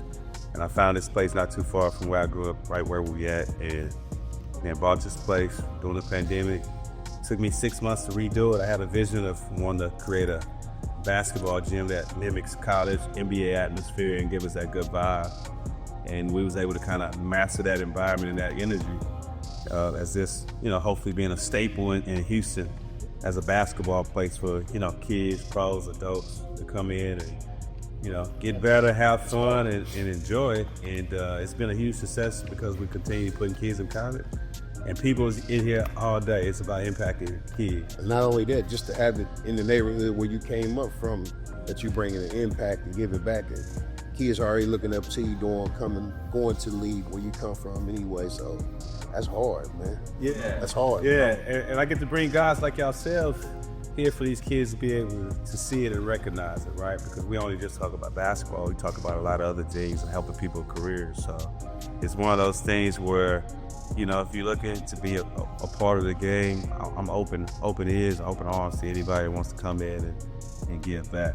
You know what I mean? Or you're part of the vision. I'm just kind of taking what my father kind of implemented, because he's kind of the godfather of this gym. Everybody looks forward to hearing that old school voice, parents, and we just try to be a community and help parents, help kids, because they helping us too as we figure, our landscape as a family and growing. So, but it's a good place to be. And man, we love it. We're here 7 days a week, So I'm gonna just show y'all, dog. Let me get to it, man. But this is the baby part for me. You may have to put this on, this is about the career. But we getting everything A1. So you came in here, nice bathrooms. We don't nobody trash it up. So we don't have a problem with anybody trashing anything up because it's just nice or not. So we did this for the girls, so they can have they peace and be comfortable. They're looking like some of these going for the NBA facility. Everybody been pretty cool, right? So when we come in here as people on the court, our pros, we'll go back here, you know what I mean? Because what it is we just rotate and fill space when we have to, you know what I mean? But if a guy ain't really tripping, he want to get the work in. We still getting it. Oh, yeah, they ain't worried about all that other shit, but you gonna get some work. It ain't gonna be Hollywood. This is where you need to come, out the mud. Waiting on there, you're like, here, what? Oh, he kissed my gym off for me, though. I'm gonna give him so much love on the podcast. Jay set it off for me. Because as soon as I opened it, he didn't have a place to go. And we actually was at a gym fitness place and ran into each other. And I was telling him about it. He came the next day, and he was here for 2 years. So he had some viral clips of giving kids messages, but he was cool. He was cool. A lot of kids watched him like he was there every day. It was cool. So he kicked it off for me, like really kicked this place off. And we had a bunch of pros coming at one point. Jay, he got to change off the mud for sure. Yeah, see, he ain't working. So he would come in here, you know what I mean? We do our weights and stuff in here. I used to have we'd have some PT people come in here, but it's like, let's just say if somebody in here, he come bend, we just shift, you know what I mean? We'll give a guy his space so he can do his stuff. Cause all this stuff is moved. We'll move all this shit around. I mean, you know, so basically the whole concept is just like, you don't really want nobody having to drive all over, right? You know what I mean? You can come spend your 3 hours here for the day, get it all in. You should be good for the rest of the day if you don't want to keep going from, you be driving here, just come here, take 30 minutes, go the way, guys. It's like you do all that right here, be done for the day, get all your work here, and you good. So I work, go back at night, shit. Long as you got the key, I've got the keys here. You got it. Yeah. But the ultimate thing, like all this stuff is movable. So we do educational stuff. So not only with the kids, when I have my pros and college people, like, you know, we'll have to segment where we have these talks. So we talk about financial things, we talk about percentages, we talk about what they should be doing. So one of the things here is always having like an entrepreneur, broadcasting, real estate. We'll bring somebody, technology, we'll bring somebody in to have those kind of conversations, no matter who you are. All right, so that's kind of the whole plan for me, is just getting it by information, and kind of some intel to get somebody a visual of what something could look like, you know. So now when we come in and see, because when we have meetings, if we have a parent meeting, if we bring somebody in, we doing it all here. We do it all right here. We'll bring chairs, we'll do it all right here in this space. You know, guys are coming here. My college guys lay here for a while. They'll sleep here on the couch while we're working out. Obviously, I put a lot of stuff on the board.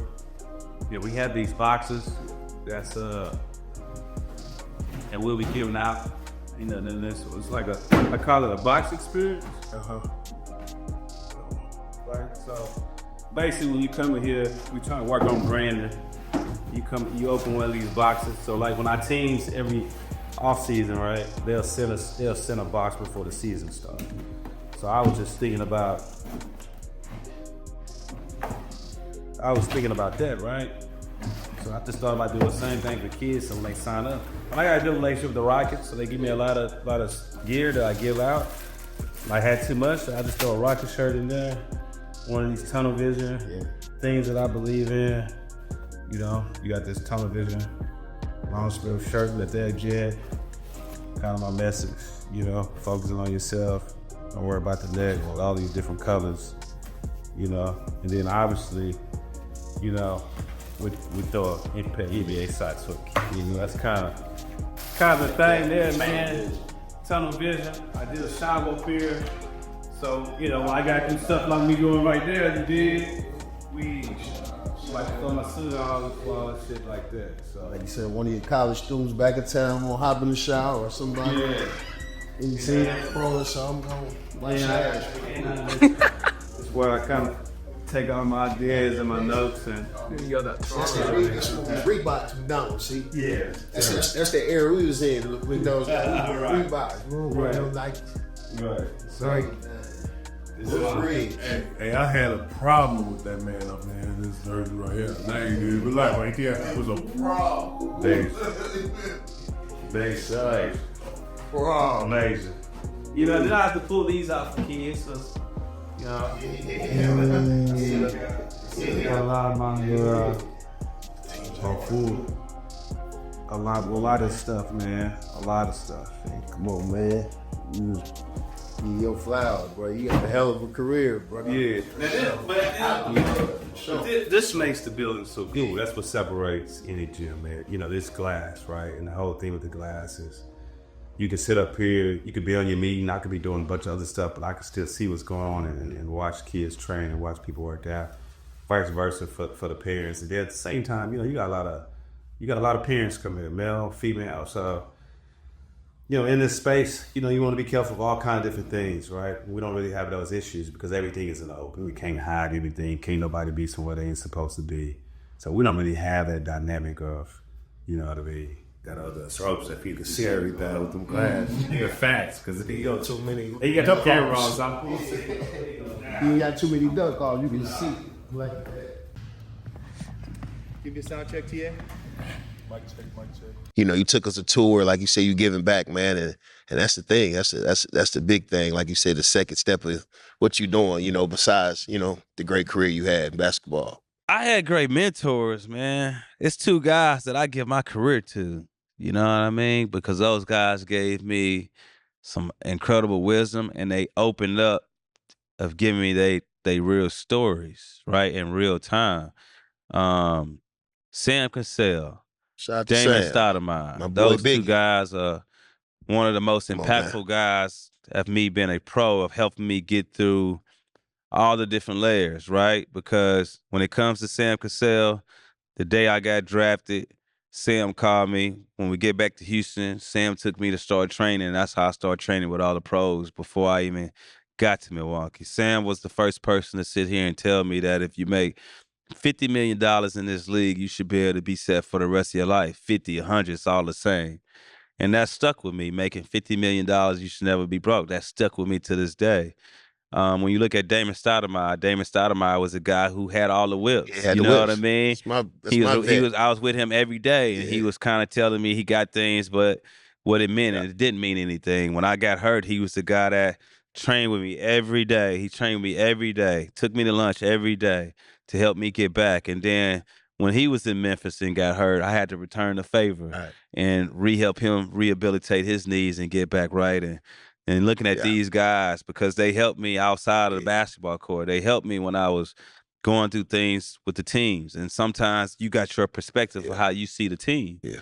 And those guys was the ones that your family can't give you all the answers because they're going to be on your side. But when it came to Sam, when it came to Damon, they really would tell me when I was wrong. Yeah. Nah, you're looking at it wrong. Nah, you ain't doing that right. Sure. You know what I mean? So those guys helped me have a better understanding. They also helped me learn the business of basketball, of understanding how to deal with it, all the obstacles that goes into that different space. And those guys still there for me today. Sure. I mean, they helped me organize, how to take care of your Yeah. family, how to put certain things in place. So for me, they are a huge part of my success as a man giving back. And what those guys did for me, I just want to keep doing for many, many more. Sure. Because without them and their guidance, I mean, look at them. Yeah. They leading the way in the That's NBA. right. College. Had their journeys, and they two incredible men. right. That's, if you look at the impact that they have in coaching, they ain't getting all the credit they have, but they're producing some Sam players need a job. before they are what they are. Sam deserve a job. They Man. been doing this thing in the college, so Yeah.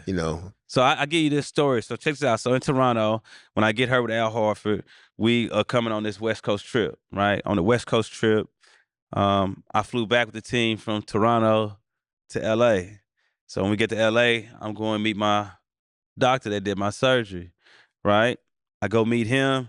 I sit down with him. He look at the results, do all the testing. He tells me I should retire. You should never play again. Now, when I get that news, I'm shocked. I have a feeling it's coming, but to hear it in real time from your doctor saying don't play again. When I leave there, I'm going back to the hotel in Marina Del Rey. 4 seasons. 4 seasons over there. So on my way back, I call Sam, and Sam leaves.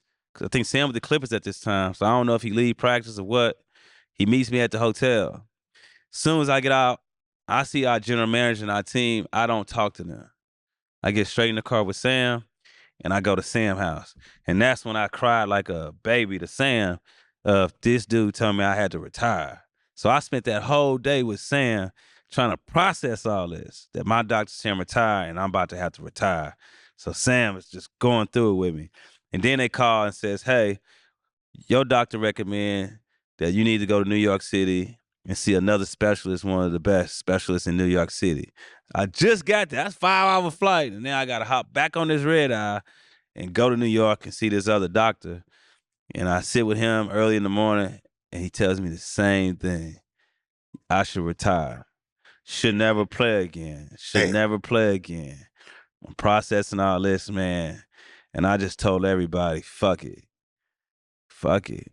I'm playing again. If it is what it is, it's what it is. Like I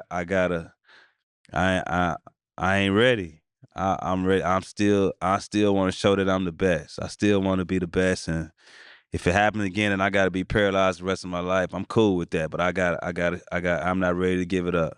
Really? So I went against everybody. orders to play. Everybody said I should retire, and I didn't, and I got 4 years out of it. I had to switch my game. I don't think people understood really the science that I had to play the game of basketball with.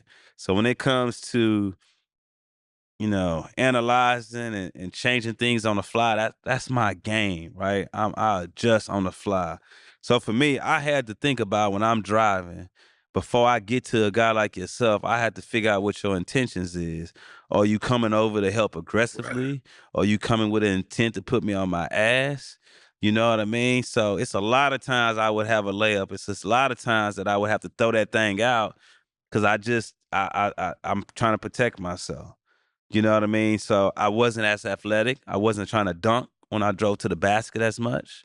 You know what I mean? And I just had to alter my game, and I never was the same after Toronto, right? So once you go from being a starter, and then I became kind of a backup and possibly getting traded all the time when I got to Indy, it's just one of those things where, man, think about picks. I think I was blessed because so many guys seen that stuff in real time, man, that most of the bigs, they would tell me the pick was coming. You know what I mean? So I got a lot of love from players when I played the game while I was playing. Nobody tried to hit me recklessly. Nobody tried to do anything crazy to me. If guys felt like a big pick was coming, even you guys, it's coming. Yeah. Like guys would say something last second, especially KG, especially like a Rasheed. A lot of guys looked after me while I was on that court, man. And a lot of guys, I got a lot of people I got love for. All the point guards that I played against showed me nothing but love. That's real. I was a guy that was asking questions while I was playing. Jason Kidd was great. Chauncey was great. The only person I wish I really had a real relationship with that I didn't get to have a relationship with to that magnitude was Allen Iverson. That's who I wanted to be like. Bubba you know Chuck, what I mean? Chuck. And when I got to play him, he was one that I wanted to make sure I was playing. I probably played him way harder than anybody else. But like him and Stephon Marbury, once you got past Isaiah Thomas, those are my two idols that I wanted to be like. I watched every last one of their college games. Those are the guys that come on, Iverson. People thought I was Iverson when I had the braids. I did braids because of Iverson. Because of Chuck. You know what I'm saying? Yeah. Watching him being able to cross over and dunk on people. Stephon Marbury, just watching how he was from New York City and he had to carry New York City. That's major when you that type of talent in high school and people saying you're great. Watch him go to Georgia Tech. That was the school I always wanted to go to because Bobby Crimmins, all he did was produce point guards. Yeah. And so for me, I'm a point guard guy that just watched a ton of point guards, and I just took stuff from everybody and made it to who I was. For sure. Speaking of that, point guards, three-way question. Yeah. Is it still a traditional point guard? You think it'll ever get back to the traditional point guard where they trying to get those assists alongside for scoring points? Do you like today's game today? I love today's game. I mean, who is TJ Ford in today's game? That's a good one too. I love today's game because I love the fact that it gives everybody the ability to shoot the basketball and you can play. Think about it. How many times coaches told you couldn't shoot a three? That was our era. They gave you your role. They told you what you couldn't do. They told me get my ass in the paint. Before it was analytics. Right. Think about it. Like, we only shoot threes. Throw it in there, right? Yeah. So having the ability now where everybody, if you open, you get to shoot. I like that. I embrace that. With your speed and your vision, you'll be great. It'd be great. Man, so good. And then they can't. It'd be great. You know what I mean? So you got People say that I couldn't shoot threes, but I only shot like 30 a season, so I don't really know if I could. You know what I'm saying? Now, if you tell me I can shoot 5 of them a game, I think I can make 2 or 3. And get everybody else involved. And then when they come off the pick, they ain't coming up. They dropping back. Man, so when I look at the way the game is played now, point guard wise, I think point guard wise, you just automatically gave it to the smallest guy and said, you have to lead. Yes. Today's game now, point guard has nothing to do with your height, size. It has to do with your ability to connect, your ability to make guys better. That's right. And the ability to do whatever the game calls for you to do. It doesn't matter your height. I think right now we're seeing so many guys of different positions that has the makeup of what a point guard can possess and provide for a team. And now you don't have to rely on a guy that can run a team, run the offense, score. Now you got multiple guys on the floor that could do that. Now what makes the game hard is you got guys 6'6", 6'7", 6'8" that has the mentality to make those decisions. Now, the game is not playing like anything we haven't seen. We had these guys before. We just got more of them. Nobody said that with Grant Hill. Nobody said that with Penny Hardaway. Right. You know what I mean? Nobody said that with Magic Johnson. I mean, Doc Rivers is a big point guard, right? Yeah. So we always had, in the history of the game of basketball, you always had some big point guards, right? But now when you take in the fact that it's not as many little of us that could be on the court and be impactful, that's just because of defense. That has nothing to do with offense. It's what people are doing defensively now that you can't cause a major matchup problem defensively.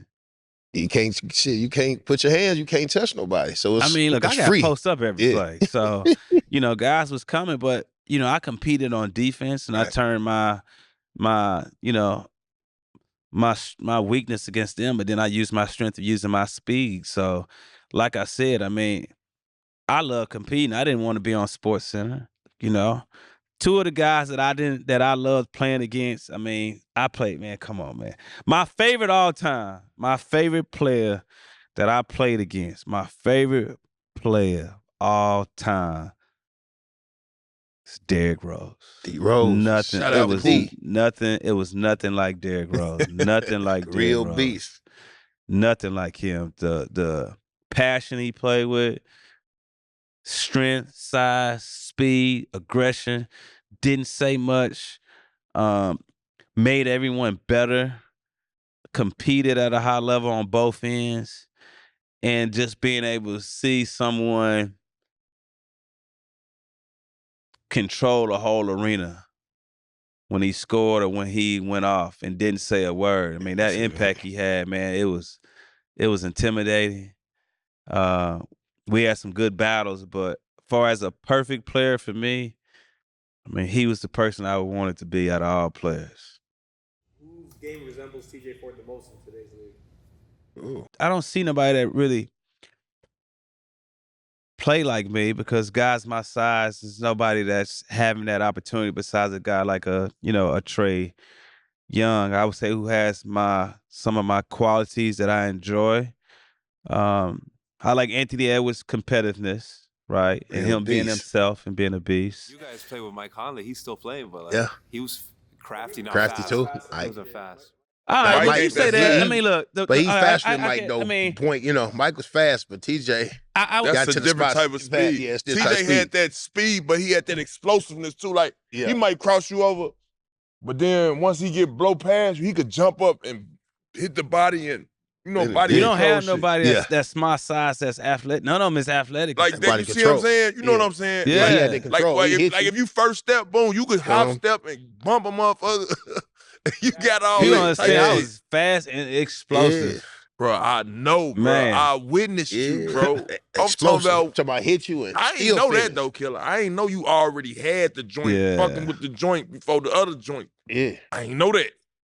So by you telling me that, bro, you out the mud, bro. Yeah, You out the mud, man. Yeah, Hey, out the listen, mud. bro. We had to come holler at you, man. I don't know if I could say anybody in the league that I feel like play me because I feel like the league is shifting from guys like myself and making it a little Undersized guys. difficult for young players. If I had to say someone that I would probably have to say Rob Dillingham out in Minnesota would have the capability Like of my game. size that Yep. if he had the opportunity to really showcase, because he's fast, he's quick, he's not as athletic as I am. And he ain't as knowledgeable right now. Knowledgeable, but I mean, he's probably the only Tough. one left that can have the opportunity to probably reach it. The kid If you go good. by guys in the league, then I don't know if you could. I mean, Chris Paul is still playing, right? But Chris Paul is a better basketball player. I mean, he was a guy that when I went against him, I didn't really never win a battle against Chris Paul.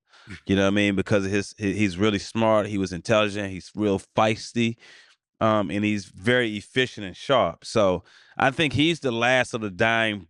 I can't say he's the last of dying breed because you still have Trae Young behind Chris Paul. But I would say right now it's going to be up to Trae Young to see can he keep this 6'1" and under going. He's the next guy. He's going to have to figure out how to be very impactful with this Atlanta Hawks team to get people believing in young guys. If he can't overthrow some of these bigger guys, then he's putting all little guys probably in a scenario to be backup point guards instead of starters in the league. It's funny you say that because KD just said any guard that's 6'1" and under might need to do something, hang it up, or they don't have a shot in this league. Well, you got a guard. I don't think nobody's looking at it from. I mean, when we're talking, when I hear those things, most people are going from an offensive standpoint. We're not getting hurt offensively. That's our strength. Yes, It's defensively now that in today's game it's wide open. You can't leave the 3-ball open. And in our time, what are you going to do? They're just going to keep putting you in pick and roll. So if you can't switch and you can't guard a guy in the post, I mean, I was a good post defender. If you didn't shoot over me all the time, I mean, that was your advantage. Other than that, I can hold my own ground somewhat. But then on the other end, I'm still going to come back and put somebody, go get some fouls. I'm going to get to the free throw line. Well, now, if you're a little guard, you're not getting to the free throw line at all. So how can you either slow the game down or how can you combat that? You can't use your size if we're going up. The only way I can use my size is fouls to slow you down a little bit. Now I can take a break, right? So it's going to be interesting, his impact over the next few years to see if he can, keep people loving a little guard. Because right now you got Cade Cunningham, you got Shea. I mean, that boy shot the Cade. What can you do with that? Man. You know what I mean? Most of the guys I was guarding, you had Gill, you had Chauncey, you had Tony Parkers, you had all these guys that wasn't. I mean, they was 6'3" and under, but now these guys 6'7". I didn't have to come down the court and guard Kobe Bryant every play. So that's just a different dynamic that these guys got to figure out.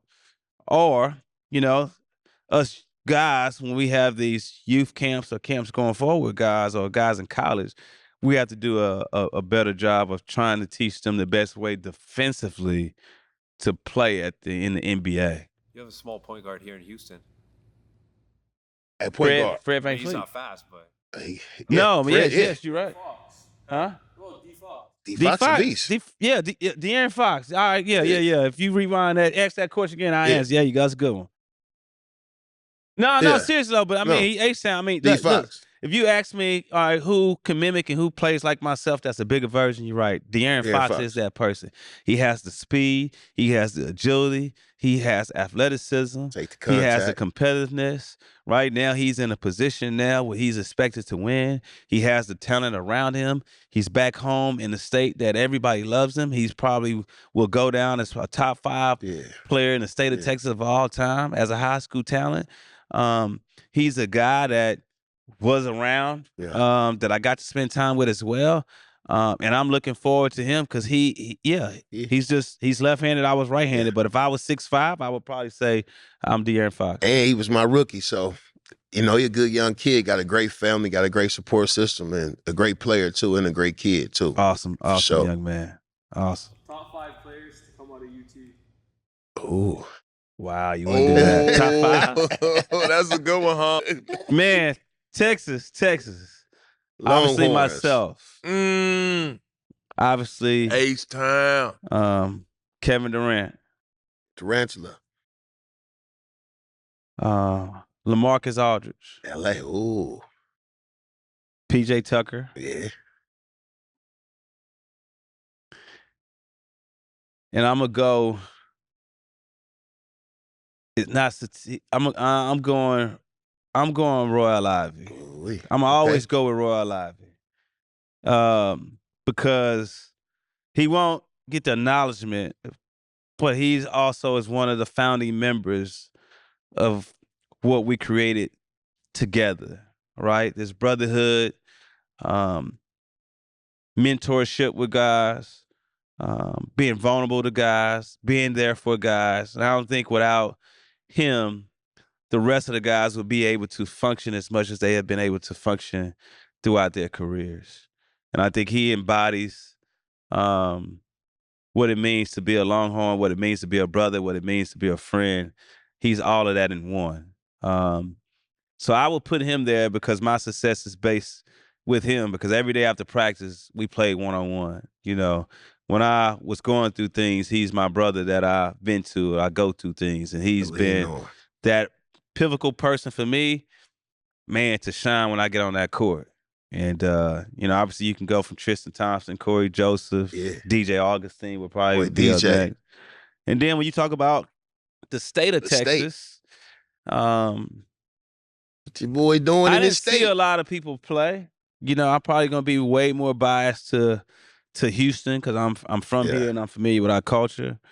The best high school player for me that I seen that gave me my confidence and belief that I could be one of the best players in the country is Rashard Lewis. I've never seen Sweet Lou anything like Sweet Lou. My boy. In high school, Sweet Lou was the first person that I seen sell out stadiums and arenas here in Houston, Texas. I never seen anything like it. He's one of the most humble guys, one of the best guys that I've known in my life. So Rashard Lewis is number one for me. Y'all boys got some boys out of Texas too. C-Bosh, y'all got some boys. CB in there. I got some boys out of Texas. I heard a lot about Larry Johnson back in the day. Grandmama. I know Clyde Drexler. Clyde, gotta put Clyde in there. Old school. See. You put yourself there? Yeah, I always say I'm number one over all those guys. For sure. You dig. And then I'm going to go with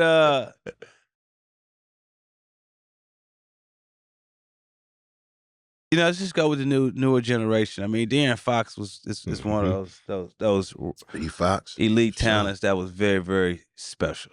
Did you like your time in Toronto? Oh man, I love my time in Toronto, man. I mean, listen, you know damn well you ain't had no. You from Houston, Texas, man. Listen, ain't no turkey leg barbecue spots down there, man. Come on, don't do that, TJ. Listen. I love Toronto. Toronto is one of the best places I ever lived and been. Man, the culture-wise, I learned a lot. Way of living there, of everybody's culture, how they embrace everybody's culture. It's not like it is here in the United States where we are separate. Man, you can go to different neighborhoods and see a different nationality sitting there eating. And then when you look at Toronto fan base, man, they're a loyal fan base. They was awesome. They showed up every single night. I played my best basketball there. My best version was playing with Chris Bosh, right, in the Toronto Raptors. So my time there, I loved it. I did not want to get traded, but at that time, you knew you couldn't keep 2 point guards like today, right? And Jose Calderon was such a great guy, man. Every day, he was awesome to play with. He was a very efficient point guard, very dominant point guard, and I hate that they broke that up because we complimented Chris Bosh very well, but we was one of the best 1-2 tandems that we didn't get to get the exposure because none of Toronto Raptors games came on here in the States like it does now. And if it did, we would have been one of the most, sought out teams, in the league at that time. Because when I got there, they was a lottery pick team and we was able to win our division, against some tough teams and make it to the playoffs when we weren't supposed to. So most of the teams I was on was lottery pick teams that I made to the playoffs. It's only 1 year I missed the playoffs. Out the mud, man. You understand? So who's the best point guard in today's game? Who's the best point guard in today's game? I mean, to me, it's right now the best point guard in the game right now is to me, Lucas, I'm not sure. Is Shea a point guard? If you include Shea, Luka, Yeah. I mean, look, Luka, to me, Luka is the best point guard because he's going to average more assists than Shea, right? So when you look at what he's able to do from a scoring threat standpoint, when you look at him being able to get guys involved, and then when you're able to look at the fact that, man, his vision that he had for himself and finding guys was amazing. Obviously, we're going to be able to see what he could do now that he with the Lakers and what pieces they put around him. But I think when he on his A game, I don't think there's anybody in the league at the point guard position that's better than him. Cool. All right, last question. When did the oversized shorts and headband became a thing for you? Oh, so let me tell that story right there, right? Let me see that picture, kid. Come on, hold on. Let me see what the fuck. Let me see that picture, bro. That was the shit then. That was the shit. Ricky D. Them All the shorts boy big had them as big hell. shorts. He got on some motherfucking garbage bag. What the fuck? So do you remember Man, them motherfuckers big as hell. Damn. we all, you know how we all got to go to rookie transition, right? So in rookie transition, we're in New York, and they have that one day where everybody has to do the media day. Well, when we got to media day, you know, when you got to your stations that they gave you your gear, they pull out these big old shorts, and the jersey is just as long as the shorts. And you know, you gotta remember that's for your video game, that's for your playing cards, so I'm like, who that's for? It's like, that's what the team sent for you. I'm like, that ain't my size. Like, it's like, that's all they sent. So it's like, I'm like, man, at first I'm like, I can't fit those. He's like, hell like, nah. well, I mean, what you want us to do? This is for your playing cards and video game. Oh, really? Oh, no, I got to throw them on then, cuz. Got to make that work. I wasn't about to be the only one to miss out that opportunity. I wasn't miss that opportunity. But man, that photo is so legendary that it has me a part of NBA history, I would say, because every year, every draft class, you know, around draft time, that picture comes up and resurfaces, and the next generation of kids coming in get to see that. Sure. And that's kind of been a buffer for me and the new kids that I don't meet. When they actually know that picture or see that picture, they can relate and kind of, you know, put two and two together. So for me, I love it, man, because it allows me to continue to tap into the next generation over that photo. Yeah. And it's coming back, though. Yeah, it's coming back. It's coming back. Out the mud, man. We appreciate you giving us your time, man. TJ Ford, man, one of the best to do it, man. Out the mud, a dog, man, a real one. Family for life, man. We appreciate you, bro, for sure. Man, I appreciate y'all, man. Y'all keep telling these stories and keep giving back, man. I'm here to support you guys in any way, and I appreciate y'all coming here, you know, and giving me the opportunity to speak my truth and give me an opportunity to be right here in my home, man, my own gym. Man, we appreciate it, bro. Salute, man. Stay strong in that community like you've been doing too, fam. I love that. Out the mud. You dig.